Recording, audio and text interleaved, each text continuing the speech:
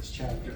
So one thing you can expect on your first test, it's going to be heavy on the vocabulary terms, or as we like to say in radiology, your key terms.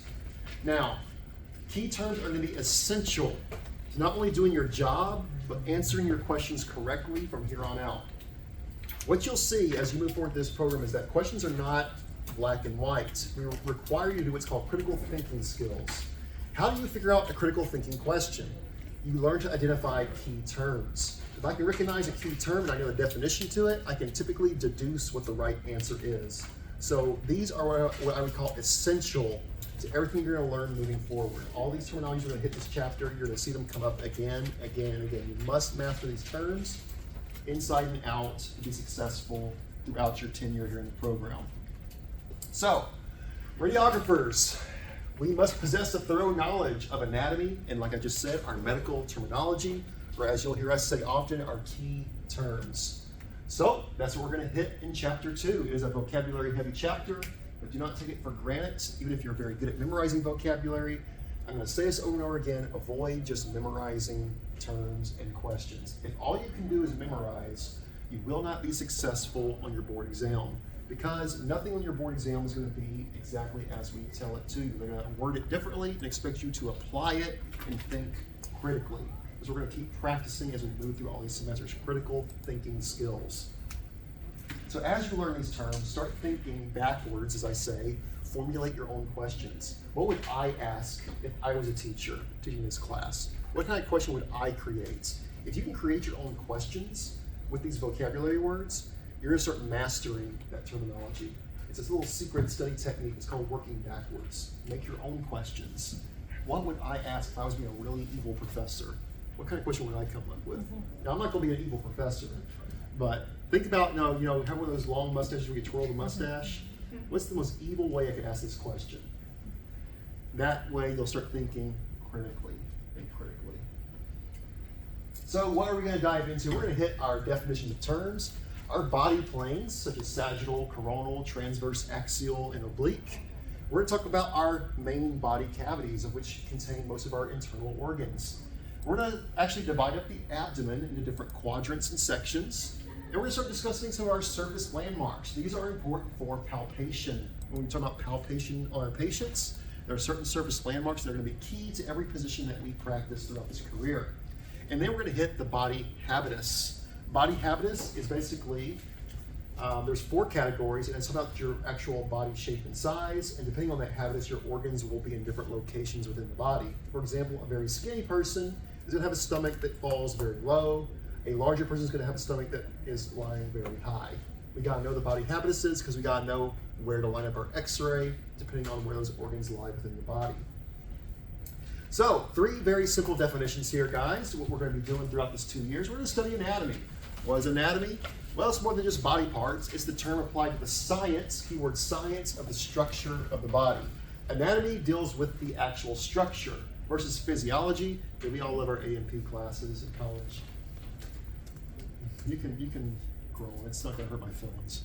Most people groan when they hear about A&P, right? We're going to master A&P to a level that you never thought possible throughout this program. Anatomy is the science of the structure. Physiology is the study of the function of the body organs. Function versus structure. And then osteology, of course, we deal mainly with bones and radiography. Osteology is going to be that detailed study of the body, of knowledge relating to the bones of the body. Keyword osteo. When you see the word osteo is a fancy way of saying bone. Study of bones. Another one that we're going to learn about is what's called arthrology. You want to know what arthrology is? What's arthrology? Joints. The joints. Arthro means joint, the study of joints. We're going to start breaking these words down as we learn them as well, because there's little key terms, once again, that even if I read a question and I feel lost, if I can break down that word, I can come up to a logical choice, a logical answer on that question. So anatomy, physiology, and osteology is what we're going to hit on this chapter. Arthology will come a little bit later. So can I ask you one thing? Yes. When I was looking at the key terms, there's a definite definition. Do you have to know them word to word, or you just understand and know them? So know the definition word for word, but know how to apply it. in a question. Don't simply memorize. Think about, how would I apply this to what I do? But you must know it word to word, sir. Or you can Both. just say astrology, study of bones. You want to know it both ways. You want to know the definition, but also how would I apply that in a question. I'll show you examples when we get closer to the test of what I'm talking about. All right, body planes will be the first thing that we start talking about. Now, I'm not going to get into all this because I'm almost out of time. But what are body planes? They're what we call imaginary planes that subdivide, keyword subdivide, the body in reference to anatomic position. We're back to anatomic position once again. Plane is a literal slice of the body. So, for example, if I had a big sharp sword and I cut a person in half, depending on the way I cut that person in half, it's going to equate to a certain body plane. I'll show you what I'm talking about in just a second. We have four main, even though there's more than four, the four ones that we're going to use within radiography are the sagittal plane, the coronal plane, the horizontal, and the oblique plane. Next to horizontal, you want to write two more words because there's different ways we can say this. When we go through anatomy, positioning, there's going to be multiple ways of saying the same thing. You always want to write down all the same ways of saying it because it may be used interchangeably in different questions. Horizontal can also be called axial or the transverse plane. Horizontal, axial, and transverse. You can see it all three ways. They all three mean the same thing. That's our four main fundamental planes that we're going to use in radiography. I think through 4 slides, a little more than 2.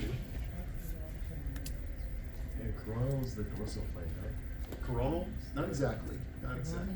Oh, no, I'm sorry. Dorsal is like the backside of the body. Right? Yes. Okay, so you see when you see a star on a slide like that, that's something that you're for sure going to see on your registry.